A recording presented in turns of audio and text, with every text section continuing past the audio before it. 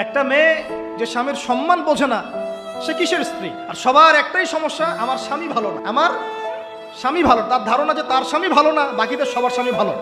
নবী সাল্লাল্লাহু আলাইহি ওয়াসাল্লামের সামনে যখন কোনো মেয়ে এভাবে র্যান্ডমলি স্বামীর নামে অপবাদ দিত, মিথ্যাচার করত বা অভিযোগ আরোপ করত, আল্লাহ নবী সাল্লাল্লাহু আলাইহি ওয়াসাল্লাম রাগ হতেন। সে আপনার ভরণ পোষণ দেয়, আপনাকে খাওয়ায়, আপনাকে পড়ায়, আপনার সিকিউরিটি দেয়, আপনার সম্মান রক্ষা করে, সারাটা জীবন আপনার জন্য একদম তেজপাতা বানায় ফেলে দিল। এখন বলছেন স্বামী ভালো না। আমরা নিজেরা নিজেদের চরিত্র পবিত্র রাখবো, ইনশাল্লাহ আল্লাহর কাছে পবিত্র মেয়ে চেয়ে নিব। বিশ্বাস করতে হবে সম্পর্ক শুধু ভালোবাসার বলে টিকে থাকে না। সম্পর্ক টিকে থাকে একে অপরের বিশ্বাসের ফলে, একে অপরের শ্রদ্ধাবোধের উপরে।